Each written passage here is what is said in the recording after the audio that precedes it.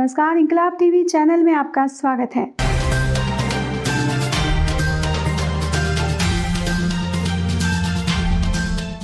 Coal mines in the country. The journey of commercial mining of coal will begin today. It was made possible due to several bold reforms and policy decisions taken by the Government of India. And these include transparent bidding process, label terms of entry or bidders, revenue sharing model, incentives for early production and gasification, and flexible norms for production of coal. The opening of coal sector, all of us know, would help in creating a market-based coal economy in the country, increase in domestic coal production, would help in reducing coal imports, another step towards Atmanirbhar Bharat in energy security of the country, and help in reducing the foreign exchange outgo. Commercial coal mining will bring in new investments and create employment, usher technological innovations, and is expected to bring in immense socio-economic benefits to coal-bearing states like Jharkhand, Chhattisgarh, Madhya Pradesh, Maharashtra, and Odisha. With the reforms in place, the first ever auction of commercial coal mining was launched on 18 June 2020 by the Honorable Prime Minister of India. After successful conduct of transparent auction process, today we are going to sign agreements for 19 coal blocks and also launch single window clearance system for mine plan approval. On this momentous occasion, we are privileged to have the august presence of Honorable Union Home Minister Shri Amit Shah Ji, who has been a great source of inspiration and support to the Minister of Coal. Sir, on behalf of the Minister of Coal, I extend a very warm welcome to you.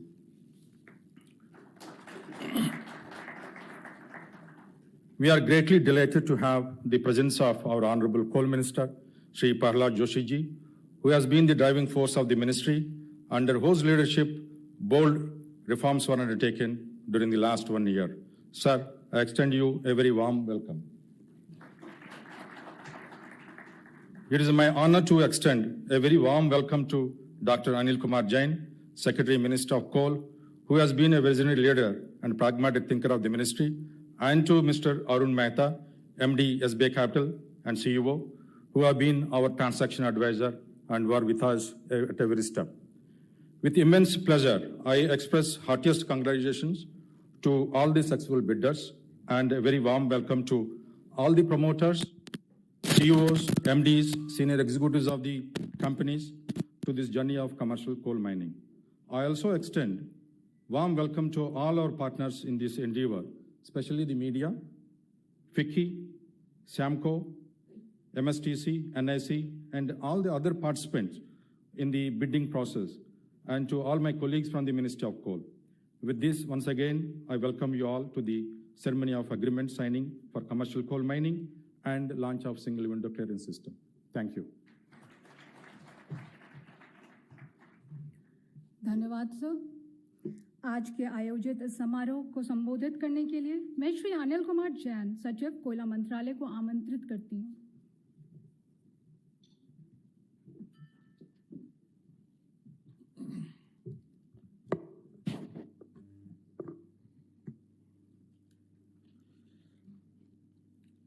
नमस्कार।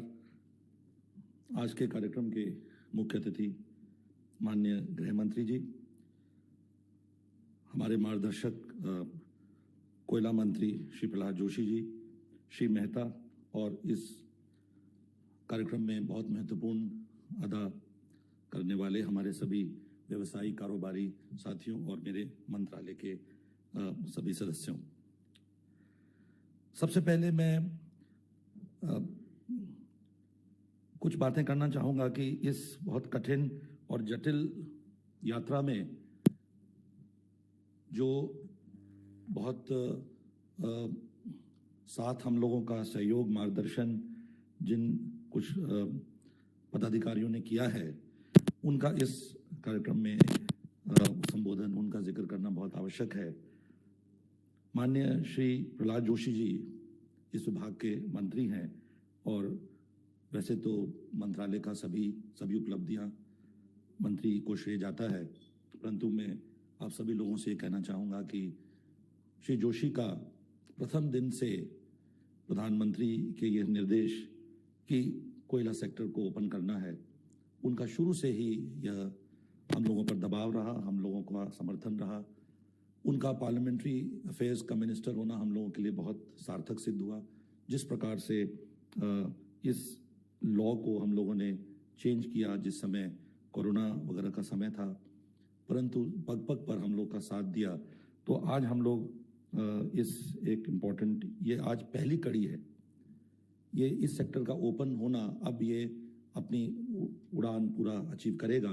तो इसलिए मैं ये कहना चाहता था कि आज एक सिर्फ मात्र 19 कॉन्ट्रैक्ट्स के साइनिंग का एक ओकेजन नहीं है।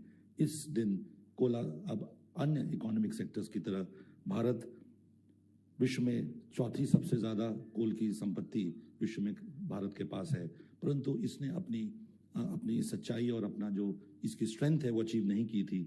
उसके लिए मैं माननीय मंत्री जी का आज विशेष रूप से जिक्र करना चाहता था। उसी के साथ साथ मैं ये भी कहना चाहूँगा कि माननीय गृह मंत्री जी भी उन्होंने इस सेक्टर को बहुत, जब भी हम लोगों को कोई परेशानी गई, हम लोगों को कोई संकट आया या कोई मार्गदर्शन था, हम लोग गृह मंत्री जी के पास जाते रहे हैं।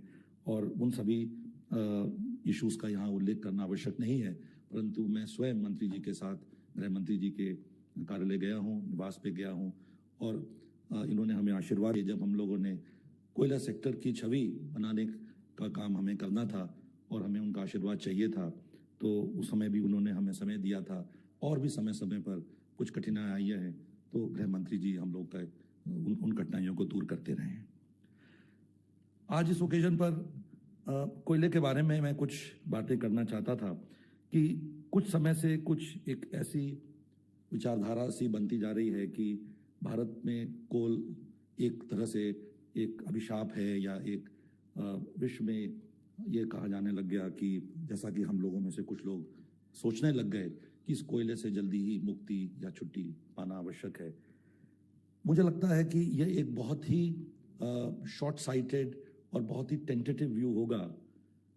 जो ऊर्जा का स्रोत, सभी स्रोतों को अगर हम शामिल कर लें, चाहे न्यूक्लियर हो, चाहे हाइड्रो हो, चाहे रिन्यूएबल हो, चाहे ऑयल हो, गैस हो, अभी भी भारत में कोयला 58% एनर्जी की आपूर्ति करता है, और उसमें रिन्यूएबल का रोल बहुत बढ़ना चाहिए। हम सब लोग सहमत हैं, हमें सब अच्छी हवा की आवश्यकता है, परंतु अभी रिन्यूएबल का योगदान बहुत कम है, 2%। Only 2% of the primary energy supply of the country is being met by wind and solar. और भारत की टोटल एनर्जी की रिक्वायरमेंट 4 से 5% हर साल बढ़ती है, और इसे और बढ़ना चाहिए क्योंकि हमारे पर कैपिटा मानक बहुत कमजोर है। ऐसी स्थिति में कोयले को अभी राइट ऑफ कर देना उचित नहीं होगा। एक समय आएगा जब कोयला प्लेटो करेगा और उसके बाद कोयला कम होगा, क्योंकि रिन्यूएबल, हमारे देश को 300 दिन से अधिक सनी डेज मिलते हैं। ऐसे में सौर ऊर्जा की इम्पोर्टेंस को कम नहीं किया जा सकता, लेकिन एकाएक कोयले को खराब कहना और जिससे इस देश की आर्थिक गति रुकने की संभावना है। तो ऐसी स्थिति में जो कारोबारी हम लोग के साथ आज जुड़े हैं, मैं आप सब लोगों का धन्यवाद भी कहना चाहूँगा, और यह भी कहूँगा कि आप लोग इस देश की ऊर्जा सुरक्षा बनाने में बहुत बड़ा योगदान दे रहे हैं। 58% अभी भी आपको मैंने बताया, और 72% बिजली, अभी भी 72% देश की बिजली कोयले से आपूर्ति होती है।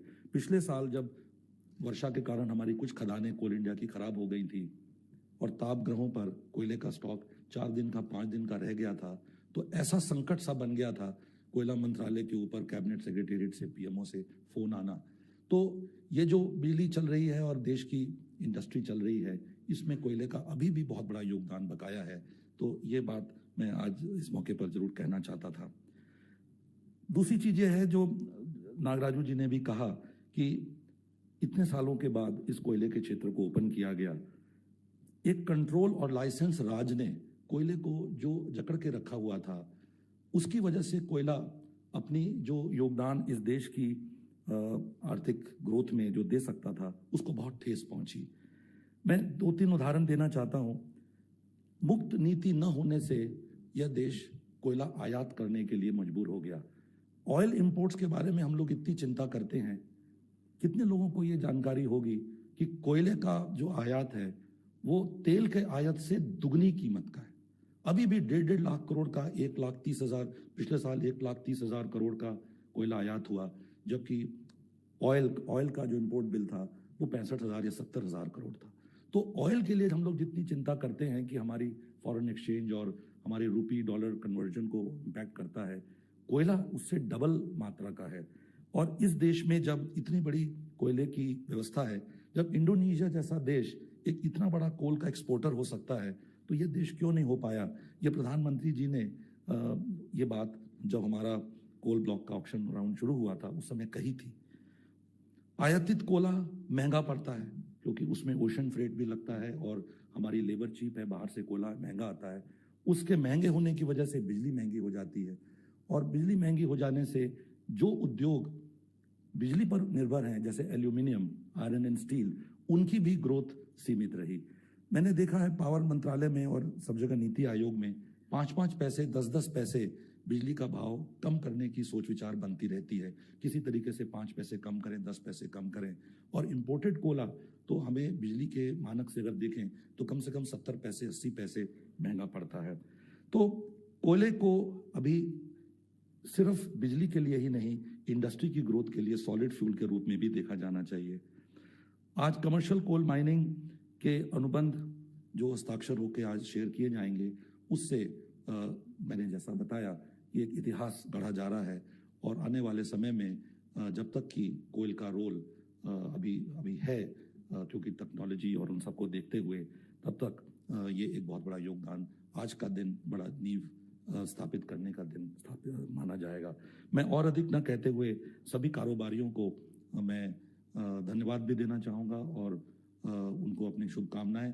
उन लोगों ने कोरोना जैसे वक्त में किसी भी माइन के लिए अगले 30 साल के लिए कमिट करना, कितना रेवेन्यू शेयर वो देंगे और जाके लैंड एक्विजिशन करेंगे, तमाम इजाज़तें लेंगे, तो उसके लिए खदानें देखने के लिए भी जाना पड़ता है और हिम्मत करनी पड़ती है।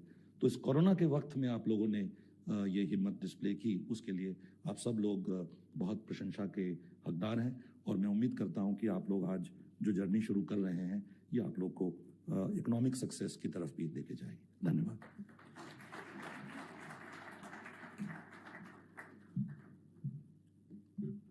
धन्यवाद सर। कोयले की उत्खनन में निजी क्षेत्र की भागीदारी से देश में कोयले का उत्पादन बढ़ेगा। वाणिज्यिक कोयला उत्खनन की इसी सोच के साथ आज के इस कार्यक्रम में 19 कोल माइंस का समझौता निष्पादित किया जा रहा है। मैं क्रमबद्ध तरीके से कोल माइंस की उद्घोषणा करूंगी और उन कोल माइंस के प्रतिनिधि मंच पर आकर समझौते की प्रतिलिपि नॉमिनेटेड अथॉरिटी से प्राप्त करें।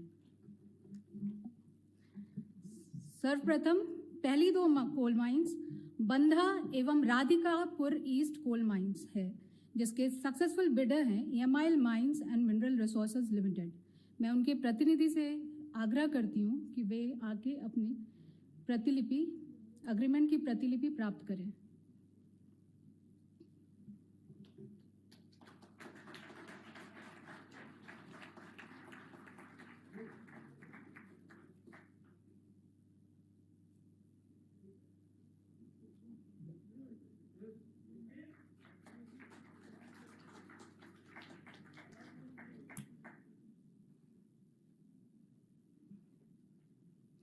दूसरी कोल माइन है ब्रह्माडिया कोल माइन। इसके सक्सेसफुल बिल्डर हैं the Andhra Pradesh mineral development corporation limited. मैं इनके प्रतिनिधि से आग्रह करती हूँ कि वो अपने समझौता पत्र आकर नॉमिनेटेड अथॉरिटी से प्राप्त करें।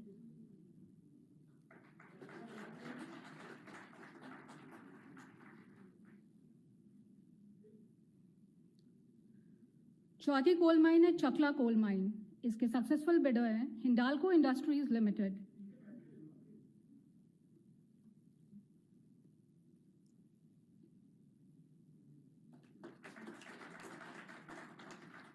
पांचवी कोल माइन है Dhirauli स्ट्राटाटेक mineral resource private limited. इनके सक्सेसफुल बिडर है।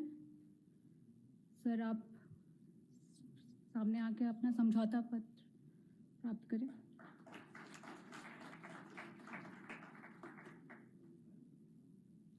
छठी कोल माइन है गरे पल्मा 4/1। इसके सक्सेसफुल बिडर हैं जिंदल पावर लिमिटेड।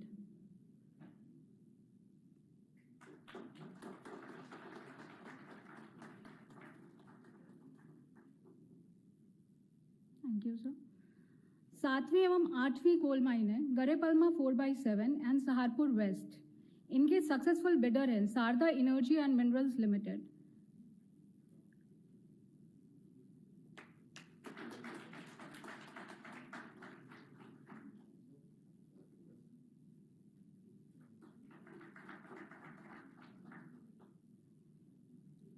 नौवीं कोल माइन है गोंदुलपारा और इनके सक्सेसफुल बिडर है अदानी इंटरप्राइजेज लिमिटेड।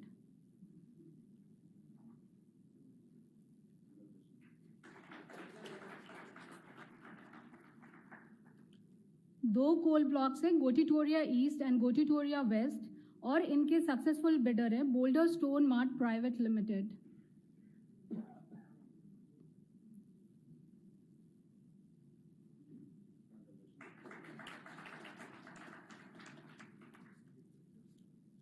बारहवीं कोल माइन है मार्की मांगली 2 और इनके सक्सेसफुल बिडर है याजदानी इंटरनेशनल प्राइवेट लिमिटेड।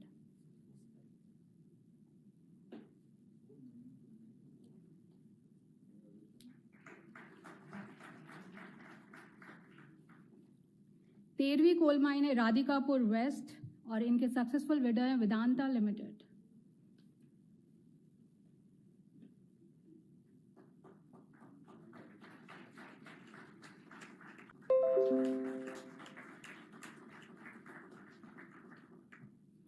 सोलहवीं कोल माइन है टकली जना बेलौरा नॉर्थ एंड टकली जना बेलौरा साउथ और उसके साथ एक और कोल माइन है उर्मा पहाड़ी टोला और इसके सक्सेसफुल बिडर और बिंदु reality and infrastructure private limited.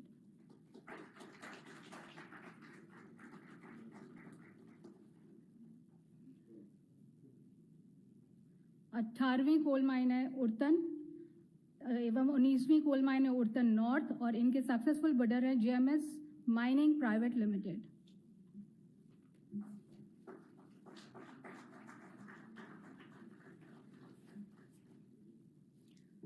आप सभी को बहुत बहुत धन्यवाद सर। यह ऐतिहासिक समझौता कोयला उत्पादन के क्षेत्र में देश को आत्मनिर्भर बनाने की दिशा में मील का पत्थर साबित होगा। कार्यक्रम को आगे बढ़ाते हुए अब मैं हमारे मार्गदर्शक कोयला परिवार प्रमुख माननीय संसदीय कार्य कोयला एवं खान मंत्री श्री प्रहलाद जोशी जी से आग्रह करूंगी कि वे आज के शुभ समारोह को संबोधित करें।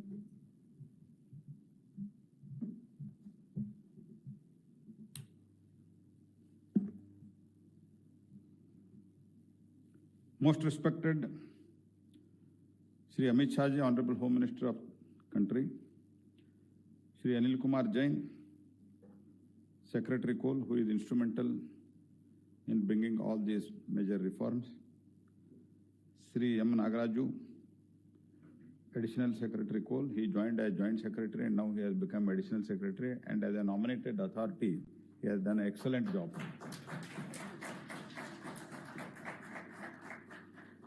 Shri Arun Mehta, MD SBI Caps, all stakeholders, successful bidders, friends and media. We are honored to be joined today by Honorable Home Minister Shri Amit Shah ji. Everyone knows how good strategist Shri Amit Shah ji is, helping the party also to steal the significant victories and expand to become the largest political party of the world. Shri Amit Shah ji, the strongest organizer. I had a privilege to work with him, and I have seen him work tirelessly with the same zeal at all times. Home Minister Shri Amit Shah has played a key role in ensuring peace finally prevails in Jammu and Kashmir. He has been instrumental in bringing forth the policies that are transforming the nation and building the future India. Owing to efforts of the Shri Amit Shah ji, Major decisions have been taken under the guidance of our top leader, Shri Narendra Modi ji. Triple Talaq was made criminal offence. He ensured that Citizenship Amendment Bill was passed.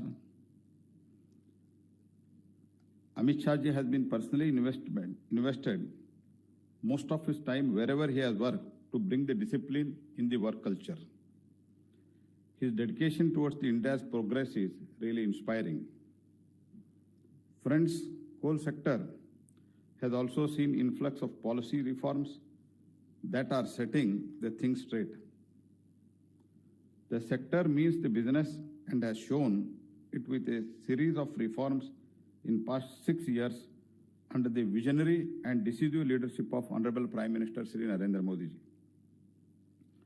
Coal sector has been fortunate to have the presence of Honorable Home Minister twice in last 6 months, one on Vriksharopan Abhiyan in 2020, that is on 23rd July, and now today on the historic day that marks the new beginning of the coal sector.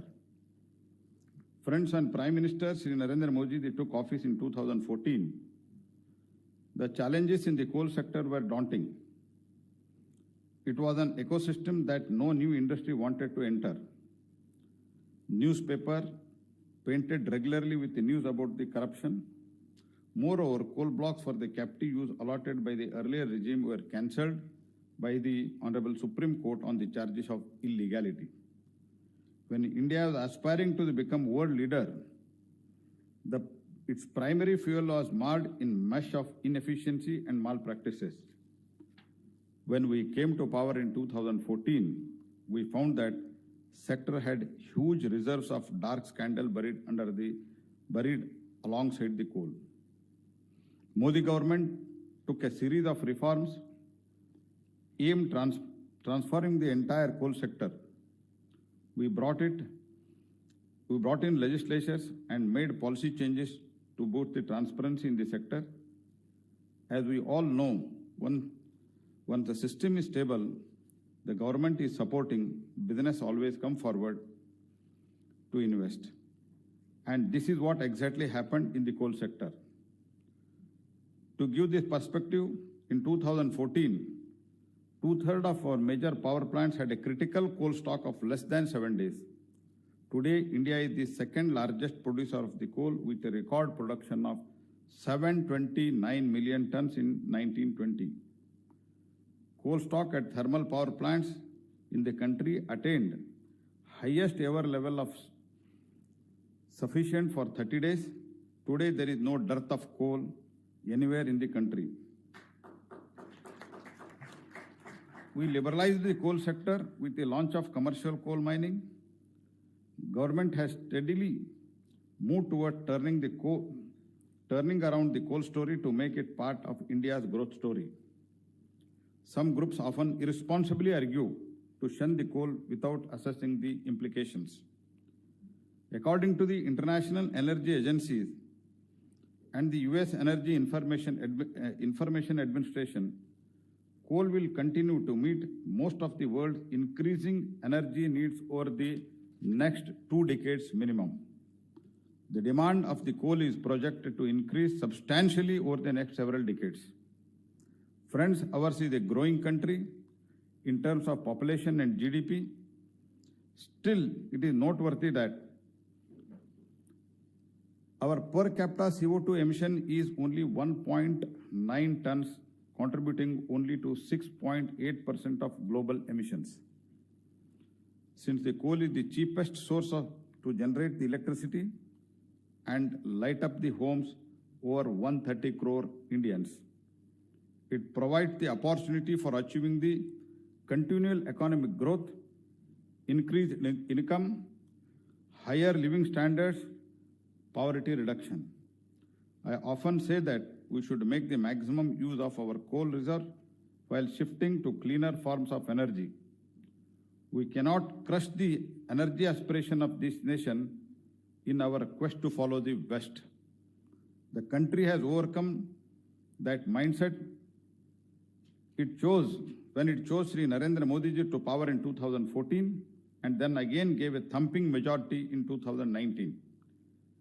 In fact, commercial coal mining is a great example how the Modi government functions.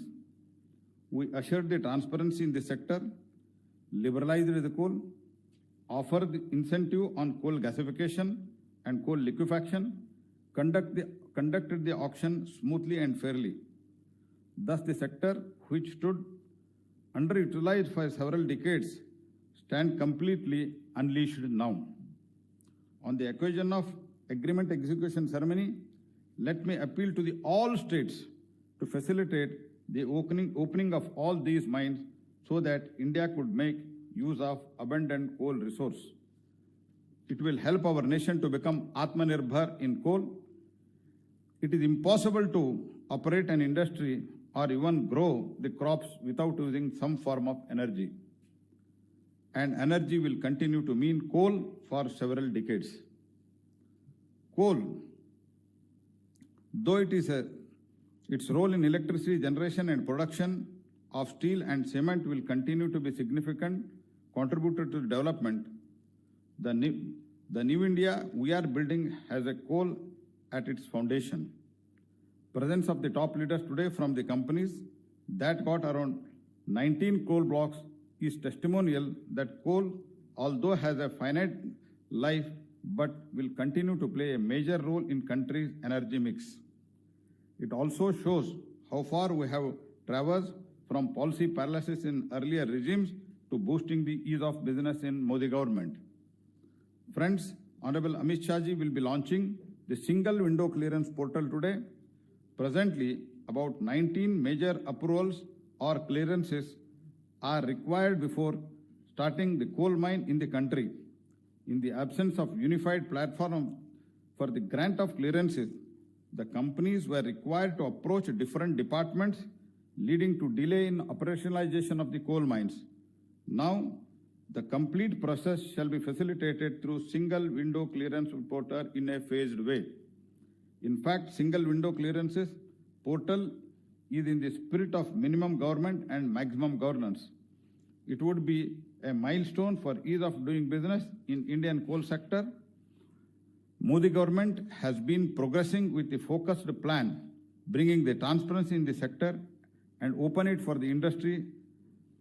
As a government, we just have to be invisible force behind given opportunities. Business will grow and carry India on their shoulders along. Similarly, in the mining sector, our government, under the able leadership of Shri Narendra Modi, has brought transparent method of auction in 2015 by amending MMDR Act. Under this auction regime, many states have successfully auctioned mineral blocks and earned a significant amount of premium addition to the royalty. Based on the experience of the various mineral-rich states and feedback received from the stakeholders, we are bringing structural reforms in mining sector very shortly. These reforms will generate huge employment opportunities and increase the production of mineral, leading to the self-reliance. Several industry-friendly measures which promote the ease of doing business in mining sector will be brought in. I hope with the upcoming reforms will unleash the potential of mining sector in India also. With these words, I give my best wishes to the all allottees of the coal blocks. Since you are the pioneers in the first ever auction for the commercial coal mining, you have a responsibility towards the business fraternity of our country. Be torchbearer of the coal sector, grow your business and show that how it is done. Meanwhile, the nation will continue its journey towards the securing energy for Atmanirbhar Bharat. Commercial coal mining has been made part of the system, now will be conducted regularly. We are conducting regularly auction, in a way it is an open-ended auction. The next tranche of commercial mining auction would be launched in January 2021 and further tranches will continue thereafter. We have reformed the coal sector and now this sector will transform the nation. Once again, I congratulate all the stakeholders, all the successful bidders, and I also thank Secretary, Additional Secretary Nominated Authority and entire his team for tirelessly working to make this success. And once again, I congratulate you all. Once again, I thank Sri Amit Shah ji for gracing this occasion. Thank you.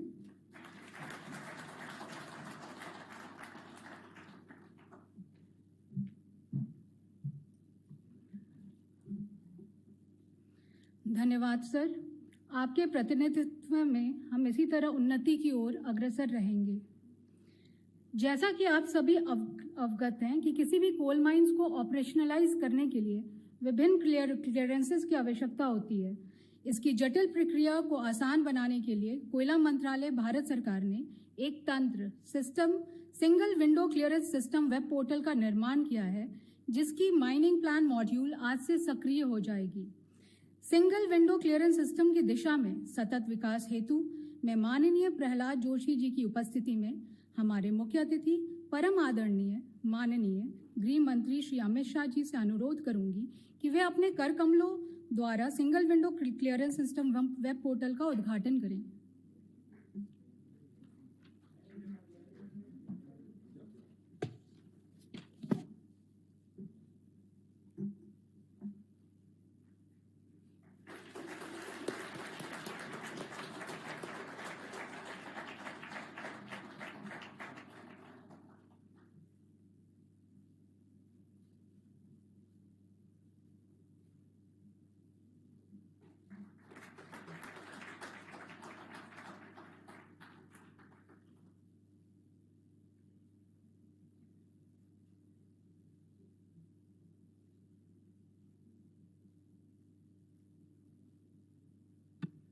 Single window clearance system is the innovative endeavor of the Ministry of Coal to create a unified platform for obtaining various statutory clearances in a time-bound manner. This is likely to help coal operators in timely operationalization of mines in the country. The portal is proposed to map the relevant application formats and also map process flow for grant of approval or clearances through a single registration interface. For mining plan application process, the project proponent needs to first register through unified login page, fill online mining application form, pay processing charges through payment gateway and submit application through a single click. Following which, the mining application will be observed by the concerned authority. Related decision will be shared thereafter. This module is designed for ease of doing business in line with the vision of Honorable Prime Minister. This will expedite the approval process of mining plan. Thank you for watching.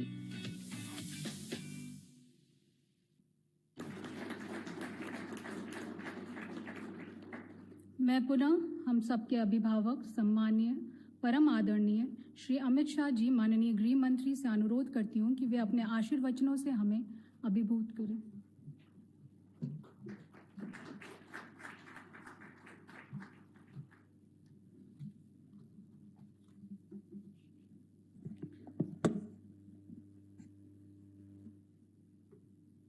आज के छोटे मगर देश के अर्थतंत्र के लिए बहुत महत्वपूर्ण कार्यक्रम में उपस्थित श्रीमान प्रहलाद जोशी जी, कोयला और खदान मंत्री भारत सरकार, श्री अनिल कुमार जैन, कोयला सचिव महोदय, श्री एम नागराजू जी, श्री अरुण मेहता जी और उपस्थित सभी भाइयों और बहनों, आज एक महत्वपूर्ण कार्यक्रम में हम यहां पर उपस्थित हैं। एक लंबे समय से कोयला क्षेत्र की स्थगितता को दूर करना, कोयला क्षेत्र में पारदर्शिता लाना और कोयला क्षेत्र के अंदर जितनी क्षमता पड़ी है इसका संपूर्ण दोहन, इसका संपूर्ण उपयोग देश के अर्थतंत्र को गति देने के लिए हो पाए, इसके लिए प्रयास हो रहे थे। मुझे आनंद है कि देश के प्रधानमंत्री नरेंद्र मोदी जी के नेतृत्व में प्रहलाद भाई ने 19 से कोयला क्षेत्र को जो गति की दी है, इससे आज एक इसका महत्वपूर्ण और पहला पड़ाव हम पार कर आगे बढ़ रहे हैं, जो एक शुरुआत है और आगे और जाना है। मित्रों, कोयला क्षेत्र का बहुत सारे आंकड़े में मैं नहीं जाना चाहता, मगर दूर से अगर कोयला क्षेत्र को देखते थे तो हमेशा एक भाव खड़ा होता था कि जितनी क्षमता देश की इकोनॉमी को कंट्रीब्यूट करने की कोयला क्षेत्र की है, इसकी 1/3 भी कंट्रीब्यूशन नहीं मिल रहा है। बहुत सारे हर्डल्स थे, बहुत सारी नीतियां ऐसी थी जो आगे नहीं बढ़ने देती थी, परंतु नरेंद्र मोदी जी के नेतृत्व में जब से सरकार बनी तब से एक महत्वपूर्ण फैसलों में लेना शुरू हुआ, नीति विषयक परिवर्तन आने शुरू हुए, एडमिनिस्ट्रेटिव रिफॉर्म्स आने शुरू हुए, और इस सब का परिणाम ये आया कि 2014 को हम देखते हैं तो 2014 के जो कोयला क्षेत्र था वो बिल्कुल ब्यूरोक्रेसी की नाकचूड़ के अंदर फंसा हुआ दिखाई पड़ता था। पारदर्शिता का अभाव था, ढेर सारे करप्शन के सच्चे झूठे जो होंगे मगर आरोप लगे थे।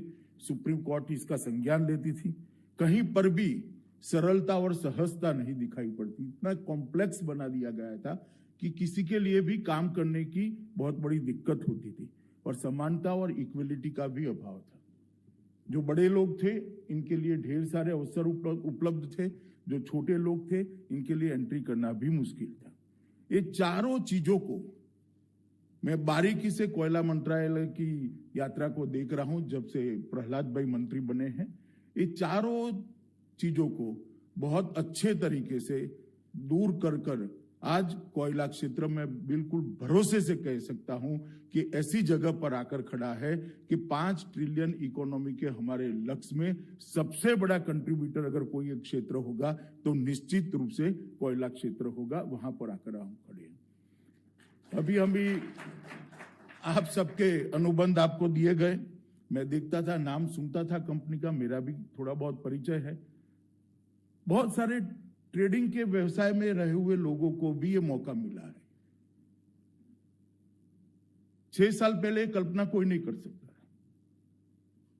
और मैं कहना चाहता हूं जिन नए लोगों को ये आज मौका मिला है उनको कि आपको स्केल बदलने का एक बहुत बड़ा मौका भारत सरकार ने दिया है, प्रधानमंत्री जी ने दिया है, श्री प्रहलाद जोशी ने दिया है। आपके जीवन में स्केल बदलने का मौका मिला है, वो ही बताता है कि यहाँ पर इक्वालिटी का भाव है, यहाँ पर पारदर्शिता है, वरना पारदर्शिता न होती तो आपकी एंट्री ही शायद बहुत दिक्कत वाली होगी। मित्रों, ये महत्वपूर्ण क्षेत्र के अंदर आज जो 2 चीजें होने जा रही है, एक तो पहले जो सफल बिल्डर थे उनको उनके अधिकार पत्र दिए गए हैं, और सिंगल विंडो सिस्टम की भी आज शुरुआत हो रही है। मैं इसलिए प्रहलाद जी और इनके मंत्रालय को बहुत बहुत अभिनंदन देता हूं, साधुवाद देता हूं।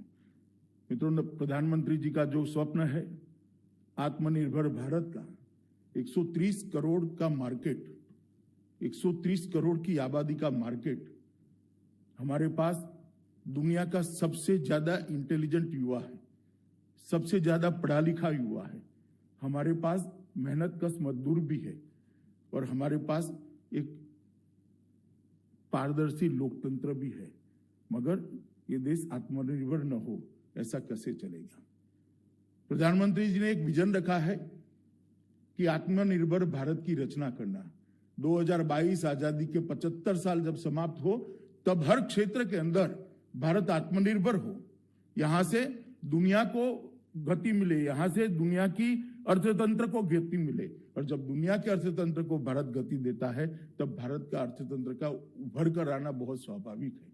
आत्मनिर्भर भारत हर क्षेत्र में जब तक नहीं होता तब तक प्रधानमंत्री जी का स्वप्न सफल नहीं होता, और मैं मानता हूं कोयला एक महत्वपूर्ण क्षेत्र है आत्मनिर्भर भारत के स्वप्न को सिद्ध करने के लिए, क्योंकि जैसे बताया आज भी लगभग ऊर्जा का 72% हिस्सेदारी कोयला क्षेत्र से।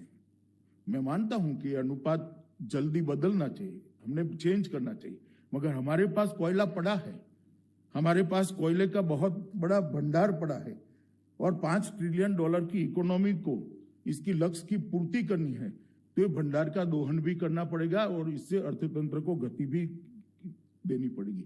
और पिछले 6 वर्षों के अंदर बहुत अभूतपूर्व उत्पादन हुआ है। मैंने 60 साल के कल आंकड़े स्टडी किए थे और 6-6 साल के 10 स्पेल बनाए। मुझे कहते हुए गर्व होता है कि उत्पादन की वृद्धि सबसे ज्यादा आजादी के बाद यही 6 साल के अंदर हुई है, जो 6 साल मोदी जी के नेतृत्व में है। विश्व का चौथा सबसे बड़ा भंडार हमारे पास है और हमारे पास मांग भी बहुत है, फिर भी एक और तो भंडार उपलब्ध है, दूसरी ओर कंजम्पशन की क्षमता भी है, परंतु कोयला आयात भी किया जा रहा है। मैं मानता हूं कि हमारे देश के लिए बहुत जरूरी है कि कोयला निकालने की गति हम लगभग बढ़ाए, क्योंकि वर्ष 19-20 के अंदर ही 250 मिलियन टन कोयले का हमने आयात किया है, जो हमारे देश के लिए ना ठीक है ना हमारे अर्थतंत्र के लिए ठीक है। आज एक कार्यक्रम के अंदर ये 2 कार्यक्रमों को एक साथ जोड़ा गया है, मगर इसके अलावे भी ढेर सारे सुधार भी किए गए। कॉमर्शियल कोल माइनिंग की मंजूरी दी है, वो तो आप ये कार्यक्रम है ही। 100% FDI को भी हमने परमिशन दिया है। कोल ट्रांसपोर्टेशन इंफ्रास्ट्रक्चर की एक बहुत बड़ी योजना बनाई है। ईज ऑफ डूइंग बिजनेस के माध्यम से सबसे ज्यादा सुधार अगर किसी एक क्षेत्र के अंदर हुए हैं तो कोयला क्षेत्र के अंदर। कोल गैसिफिकेशन के लिए भी नए इनिशिएटिव लिए गए हैं और ये सारे इनिशिएटिव को जमीन पर उतारने के लिए इसके अनुकूल नीतियां बनाने की भी गति बहुत बड़ी हुई। हम सब जानते हैं कि यीशु का 2020 का साल जो था वो पूरे विश्व के लिए संकट था। कोरोना महामारी ने पूरे विश्व को जकड़ कर रखा था।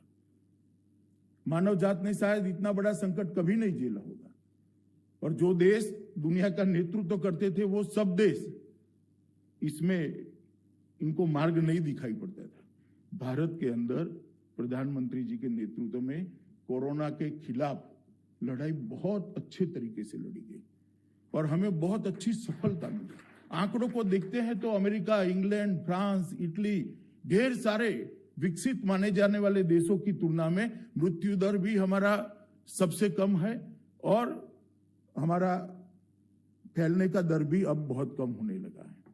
ये बताता है कि जहां इंफ्रास्ट्रक्चर की विशेष कर हेल्थ सर्विसेज के इंफ्रास्ट्रक्चर की बहुत कमी मानी जाती थी, वहां पर हमने अपने आप को आत्मनिर्भर कराया। चाहे PPE किट बनानी है, चाहे वैक्सीन बनानी है, चाहे वेंटिलेटर बनाने हैं, चाहे छोटी से छोटी जगह पे हेल्थ इंफ्रास्ट्रक्चर डिस्ट्रिक्ट लेवल पर खड़ा करना है। और इसी का परिणाम है कि हम सफलता से बाहर निकले और कुछ ही दिनों में वैक्सीनेशन का कार्यक्रम भी शुरू हो जाएगा और मैं मानता हूं दुनिया का सबसे बड़ा वैक्सीनेशन का कार्यक्रम भारत में शुरू होने जा रहा है थोड़े दिनों के अंदर ही। ये लड़ाई तो हम सफलतापूर्वक लड़े ही, परंतु इसका एक दुष्परिणाम था कि दुनिया भर के अर्थतंत्र पर बहुत बुरी असर पड़ी। लॉकडाउन हुए, फैक्ट्रियां बंद हो गई, माल की ढुलाई बंद हो गई, सब तरह से अर्थतंत्र पर बुरी असर पड़ी। भारत के अर्थतंत्र पर भी बुरी असर पड़ना बहुत लाजमी था और पड़ी भी है।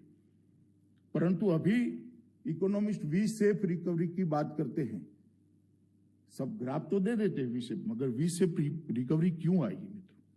मैंने नजदीक से देखा है कि एक और तो कोरोना के खिलाफ लड़ाई लड़ी जा रही थी, खुद प्रधानमंत्री जी इसका नेतृत्व करते थे और प्रधानमंत्री जी ने शुरुआत से कोरोना के खिलाफ लड़ाई का एक चरित्र तय किया था कि दुनिया भर में कोरोना के खिलाफ सरकारें लड़ती है, भारत के अंदर सरकार और 130 करोड़ लोग साथ में मिलकर ये लड़ाई को लड़ेंगे और जीतेंगे। इसके कारण हमें सफलता मिली है। और दूसरी ओर इसी कालखंड के अंदर जब सब गतिविधियां बंद थी, पॉलिसी रिफॉर्म के लिए ढेर सारे फैसले लेने का काम नरेंद्र मोदी सरकार ने किया। ढेर सारे फैसले, आप कल्पना नहीं कर सकते इतने फैसले लिए। कुछ की घोषणा हो गई, कुछ की घोषणा अभी होगी। कृषि के अंदर, कृषि के क्षेत्र के अंदर ढेर सारे बदलाव किए गए। शिक्षा नीति इसी समय के अंदर हमारी पूरी होकर बाहर आई। अंतरिक्ष के क्षेत्र के अंदर भी बहुत सारे रिफॉर्म किए हैं। इकोनॉमी में भी बहुत सारे रिफॉर्म किए हैं। फार्मा और फर्टिलाइजर के भी अंदर बहुत सारे रिफॉर्म किए गए हैं। इंफ्रास्ट्रक्चर के लिए भी ढेर सारी नई योजनाएं और ईज ऑफ डूइंग को लाने की गति हमने आगे बढ़ाई है।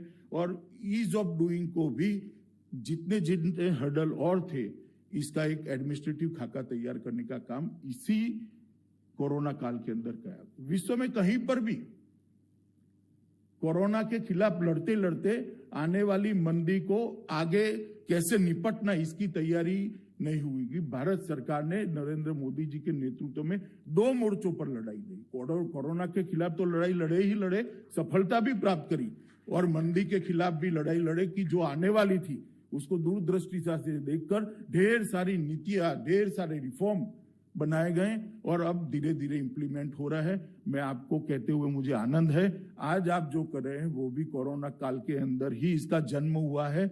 जून के अंदर शायद आपने बिडिंग 18 जून को शुरू हुई प्रक्रिया, और आज आप लोगों के हाथ में अधिकार पत्र दे दी गई। इस तरह के ढेर सारे बदलाव मैं आपको गिना ही नहीं सकता। 5 ट्रिलियन इकोनॉमी, $5 ट्रिलियन इकोनॉमी का जो हमारा लक्ष्य है, कोरोना हमें थोड़ी गति तो इसकी स्लो कर सकता है, मगर मैं आपको विश्वास दिलाता हूं मोदी जी के नेतृत्व में ये लक्ष्य को हम पूर्णतया सिद्ध करेंगे और इस लक्ष्य को पार कर कर भारत एक महत्वपूर्ण मकाम पास करेगा। आज लगभग 40 निजी कंपनियों और 2 सार्वजनिक कंपनियों ने जो हिस्सा लिया था, उसमें से 23 खदानों का आवंटन हुआ है। मैं मानता हूं इससे मध्य भारत और पूर्व भारत, विशेषकर झारखंड, मध्य प्रदेश, महाराष्ट्र और उड़ीसा, इसके जो 19 कोल ब्लॉक है, इसके हस्ताक्षर हो गए हैं और कुछ होना है। मगर ये जो 14 सक्सेसफुल बिडर है, मेरा आप सबसे एक ही निवेदन है कि आप गति बढ़ाइएगा, गति बनाइएगा, क्योंकि भारत को गति चाहिए, कोयला क्षेत्र को भी गति चाहिए। ये इंपोर्ट जितना हो सके उतना जल्दी कम करने का लक्ष्य लेकर चलिए। आप सिर्फ आपकी कंपनी का विचार मत करिएगा। आप जितना स्पीड बढ़ाएंगे, जितनी गति बढ़ाएंगे, मिशन मोड पे काम को ले जाएंगे, देश के अर्थतंत्र का भी उतना ही फायदा है। और अगर एक बार देश का अर्थतंत्र बड़ा होता है तो मौके तो हम लोगों के लिए क्या बढ़ेंगे, आपके लिए ही बढ़ेंगे। वह $5 ट्रिलियन की इकोनॉमी अगर बन जाती है तो आपके लिए भी नए रास्ते खुलेंगे, नए आयाम बढ़ेंगे। तो आज अनुबंध मिलना बहुत महत्वपूर्ण है, इसका एक महत्व भी है, परंतु इससे ज्यादा महत्वपूर्ण है उसका जमीन पर उतरना और प्रैक्टिकली माइनिंग शुरू होना, जो आप ही कर सकते हो, सरकार कर नहीं सकती। मित्रों, कोयला क्षेत्र पहले पूर्ण रूप से खुला नहीं था और उसको प्रतिस्पर्धा से भी अलग रखा गया था। इसके कारण राजस्व की भी कमी होती थी और मुझे बताया गया लगभग 27% रेवेन्यू शेयरिंग आया है। इसमें 27% आया ना जैन जी, 30% तक रेवेन्यू शेयरिंग आया है और 30% रेवेन्यू शेयरिंग के साथ ये बोलियां समाप्त हुई है। मुझे बहुत बड़ा आनंद है कि आज हम एक नए भविष्य की ओर आगे बढ़ रहे हैं। मित्रों, ये प्रक्रिया जो आज समाप्त हुई है, लगभग राज्यों को, कुछ राज्यों ने शुरुआत में इस रिफॉर्म को समझे बगैर कमेंट्स दिए थे। मेरी भी बात हुई थी कुछ मुख्यमंत्रियों से, प्रहलाद भाई ने सबने से करी थी, वो पर्सनली भी जाकर आए। मगर राज्यों को इस प्रक्रिया से प्रतिवर्ष लगभग 6500 करोड़ रुपया से ज्यादा हिस्सा राज्यों को मिलने वाला है। मैं मानता हूं ये सालों तक अंदर पड़ा रहता तो कोई फायदा नहीं था। 6500 करोड़ रुपया राज्यों के विकास के लिए उनके हाथ में आएगा।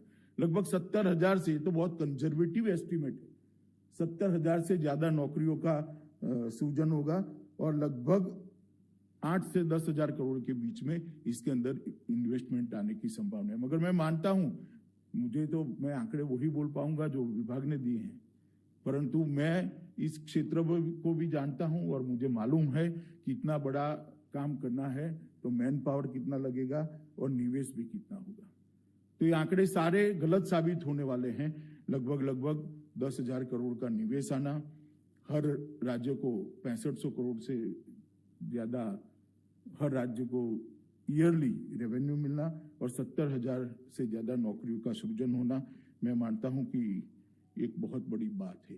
लगभग कोयला के PSU प्लान में अगले दशक में 2.5 लाख करोड़ का निवेश होने जाना है। इसमें सरफेस कोल गैसिफिकेशन, CBM और नई खान विकास परियोजनाओं के सहित क्लीन कोल के लिए भी बहुत सारे बदलाव किए जाएंगे। और PSU और प्राइवेट क्षेत्रों से दोनों को मिला दे तो लगभग 4 लाख करोड़ का इन्वेस्टमेंट हम इस क्षेत्र के अंदर आशा रख रहे हैं। इसका रोड मैप भी तैयार है और 2030 तक कोयला मंत्रालय ने लगभग 100 मिलियन टन कोल गैसिफिकेशन के लक्ष्य को रखा है। मुझे भरोसा है प्रहलाद भाई के नेतृत्व में ये लक्ष्य को हम निश्चित रूप से प्राप्त करेंगे और एक बहुत बड़ा ट्रांसपोर्टेशन का खर्चा बचाने का काम भी इस देश के अंदर होगा और एक नए आयाम कोयला के क्षेत्र के अंदर इसको मिलेंगे। और मैं मानता हूं कि इससे हमारे मध्य और पूर्वी भारत के जनजातीय इलाकों के अंदर बहुत बड़ा विकास का रास्ता भी खुलेगा। आप विकास की दृष्टि से देखो तो पश्चिम भारत और पूर्वी भारत है तो एक ही देश के 2 हिस्से, मगर पश्चिम का विकास इस 70 साल में बहुत हो गया, पूर्वी भारत का विकास नहीं हुआ। इसका कारण पूर्वी भारत के पास इतनी संपत्ति है कि पूरे भारत को संपत्तिवान बना दे, मगर पॉलिसी ऐसी बनी थी कि खान हो या कोयला हो, कोयला की खदान हो, इसमें से कोयला या खनिज निकालने की सुविधा नहीं हुई, तो इसके कारण वो विकास रुका है। और नरेंद्र मोदी सरकार ने ये भी सुनिश्चित किया है कि ये जो विकास होगा वो व्यक्ति का भी होगा जहां खदान है। इसलिए मिनरल डेवलपमेंट फंड की रचना की गई है और लगभग 46,000 crore rupees mineral development fund के तहत वो जिलों के विकास के अंदर और ये जिलों के सबसे कम विकसित गांवों के विकास के लिए दिए गए हैं। पहले तो रेवेन्यू सरकारों के पास आती थी, चाहे भारत सरकार हो या राज्य सरकार हो, मगर रेवेन्यू का पर्कोलेशन अर्बन एरिया में ही हो जाता था क्योंकि वहां डिमांड ज्यादा होती थी, ज्यादा अपनी बात को रख पाने वाले लोग थे। वो ट्राइबल्स जहां से रेवेन्यू जनरेट होती है इसकी कभी चिंता नहीं होती थी। नरेंद्र मोदी सरकार ने ये मिनरल डेवलपमेंट फंड की रचना कर लगभग 46,000 करोड़ रुपया 6 साल के अंदर डिस्ट्रिक्ट के हवाले किया है, जिससे ये वहां रहने वाला चाहे आदिवासी हो, चाहे OBC समाज का व्यक्ति हो, चाहे दलित हो, चाहे गरीब हो, इस सब के विकास के लिए सीधा काम हुआ है। मैं मानता हूं कि ये एक और तो विकास को गति देना और विकास का पर्कोलेशन, रेवेन्यू का पर्कोलेशन ऐसी जगह पे करना जिनका अधिकार इस पर है, एक बहुत अच्छा मॉडल मोदी जी के नेतृत्व में हुआ है। मित्रों, मैं बताना चाहूंगा आपको कि 13-14 में लगभग 560 मैट्रिक टन कोयले का उत्पादन था और 19-20 में इसको पीछे मुड़कर देखते हैं तो 729 मैट्रिक टन तक पहुंच चुका है। मगर मैं मानता हूं इससे संतोष लेने जैसी बात नहीं है। हमने तय करना पड़ेगा कि जितना भी भंडार नीचे पड़ा है 20 साल के अंदर इसका संपूर्ण दोहन कर 30 साल के अंदर इसका संपूर्ण दोहन कर हमारे अर्थतंत्र को गति देने का प्रयास करें। जिस गति से वैकल्पिक ऊर्जा के स्रोत बन गए हैं, मैं मानता हूं कोयला जितने जल्दी जमीन के अंदर से निकालकर उसको ऊर्जा में परिवर्तित किया जाए वो हमारे देश के लिए और हमारे अर्थतंत्र के लिए, दोनों के लिए बहुत फायदे का बात होगा। आज मैं इस कार्यक्रम में ज्यादा हूं कि 2023-24 तक 1 बिलियन टन कोयला निकालने का जो लक्ष्य है ये वो प्राप्त कर पाएंगे। इसके साथ गरीबों के कल्याण के लिए भी ढेर सारी योजनाएं, आयुष्मान भारत हो, घर देने की हो, स्वच्छ भारत के तहत शौचालय देने की हो, बिजली और शुद्ध पानी देने की योजनाएं भी जिस क्षेत्र से ही आता है और कोयला क्षेत्र के मजदूरों के लिए हम लागू करने जा रहे हैं। एक आरोग्य का कार्ड भी उनको देने जा रहे हैं जिससे उनको अपना जीवन अच्छे से सुधारने में मदद होगी, उनके पूरे परिवार की हेल्थ की भी चिंता होगी और पर्यावरण के लिए भी ढेर सारे फैसले लिए हैं। मैं इसका आज यहाँ जिक्र करना नहीं चाहता, मगर मैं आज इस मौके पर आप सबको इतना ही कहना चाहता हूं कि आप सब इस क्षेत्र को गति देने का प्रयास करिए और जितनी स्पीड से आप खनन चालू करेंगे इतनी ही स्पीड से सुधारों को भी बल मिलेगा और इस क्षेत्र का आगे बढ़ने की गति और बढ़ेगी और हमारे अर्थतंत्र को भी फायदा होगा। आत्मनिर्भर भारत और $5 ट्रिलियन की इकोनॉमी के लक्ष्य को इतनी ही जल्दी हम सिद्ध कर पाएंगे। मैं फिर से एक बार प्रहलाद जोशी के नेतृत्व में कोयला मंत्रालय की पूरी टीम को हृदय से बधाई देना चाहता हूं कि इतने कम समय के अंदर ये रिफॉर्म को उन्होंने जमीन पर उतारा है और आज से आप लोग अपना काम शुरू करने के लिए आपको अधिकार भी दिया है और बाकी सारे रिफॉर्म भी आने वाले पाइपलाइन में ही है। मुझे भरोसा है कि आते ही $5 ट्रिलियन इकोनॉमी का जो हमारा लक्ष्य है इसमें सबसे बड़ा कंट्रीब्यूटर कोयला क्षेत्र बन सकता है और बनने के लिए वो सुसज्ज भी है, तैयार भी है, आप सब भी तैयार है। तो सभी को बधाई देकर मेरी बात को मैं समाप्त करता हूं। वंदे मातरम।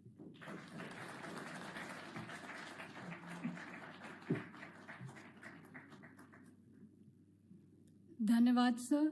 आपके मार्गदर्शन में कोयला परिवार सतत देश की उन्नति की ओर प्रयत्नशील एवं गतिशील रहेगा और इसी तरह हम दिन प्रतिदिन नए आयाम प्राप्त करेंगे। कार्यक्रम के अंत में मैं धन्यवाद ज्ञापन हेतु श्री अरुण मेहता, प्रबंध निदेशक एवं मुख्य कार्यपालक अधिकारी SBI कैप्स को आमंत्रित करती हूँ।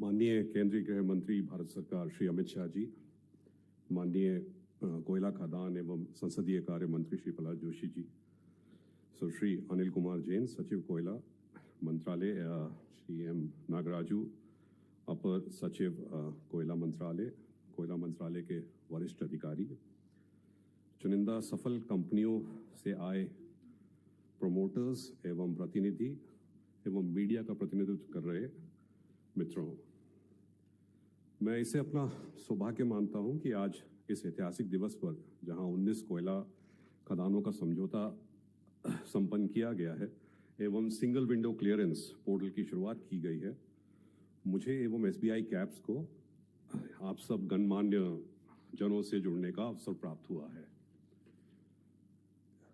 इन कोयला खदानों के व्यापारिक समझौतों पर हस्ताक्षर होने के साथ, जैसा कि अमित शाह जी ने भी कहा, भारत ऊर्जा सुरक्षा और आत्मनिर्भरता की दिशा में एक महत्वपूर्ण कदम उठा रहा है।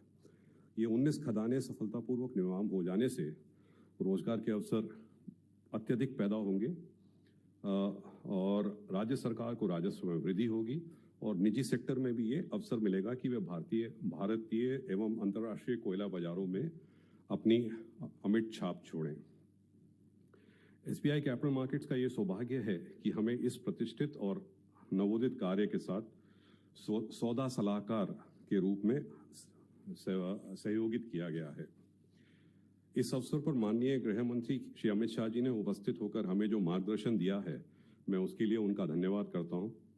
उनकी उपस्थिति इस बात की पुष्टि करता है कि राष्ट्र में ऊर्जा अर्थतंत्र में कोयले का रणनीतिक महत्व है और आत्मनिर्भर भारत को स्वरूप देने में इसका महत्वपूर्ण योगदान है। मैं माननीय कोयला मंत्री श्री प्रहलाद जोशी जी को भी धन्यवाद करता हूं, जिन्होंने व्यापारिक कोयला खदानों की नीलामी में एक मार्गदर्शक शक्ति के रूप में कार्य किया है। उनके मार्गदर्शन के बिना ये कार्य सफलता से संबंध करना मुमकिन नहीं था। मैं इस अवसर पर कोयला मंत्रालय के सचिव श्री अनिल कुमार जैन को भी हृदय से आभारी हूं, जिन्होंने बराबर हमारा पथ प्रदर्शित किया है और इस नीलामी की प्रक्रिया में बहुत सफल बनाने में नेतृत्व प्रदान किया है। मैं अपर सचिव श्री S नागराजू और उनकी टीम का भी आभार प्रकट करना चाहूंगा, जिन्होंने इस कार्य को आगे बढ़ाया और व्यक्तिगत रूप से नीलामी की प्रक्रिया का मार्गदर्शन किया। यहाँ उपस्थित सभी नीलामी में सफल प्रमोटर्स और उनके प्रतिनिधियों को उनकी सफलता के लिए मैं शुभकामनाएं देता हूं। कुछ अन्य लोग जो इससे संबंधित रहे, MSTC का, जिन्होंने कोयला खदानों की नीलामी में सेवा प्रदान की, शरदुल अमरचंद मंगलदास, जिन्होंने कानूनी सलाहकार के रूप में हेल्प किया, और सिंगल विंडो क्लियरेंस सिस्टम के लिए पोर्टल बनाने का काम NIC का उल्लेख करना चाहूंगा। इस कार्य और समारोह की सफलता में आप सभी का पूर्ण सहयोग मिला है। मीडिया से आए सभी मित्रों का भी धन्यवाद करता हूं जिन्होंने इस अवसर पर अपनी उपस्थिति एवं समय दिया है। आप सभी गणमान्य लोगों को पुनः धन्यवाद, शुभकामनाएं। Thank you.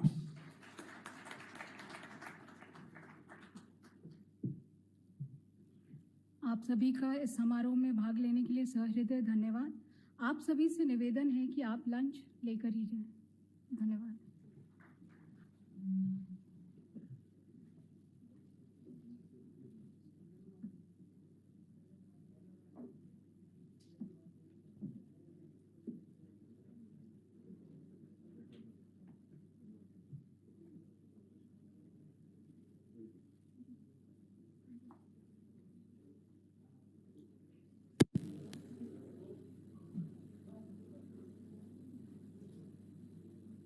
Inquilab TV channel यदि आपको पसंद आता है तो इसे लाइक कीजिए, कमेंट कीजिए और सब्सक्राइब करना ना भूलिए।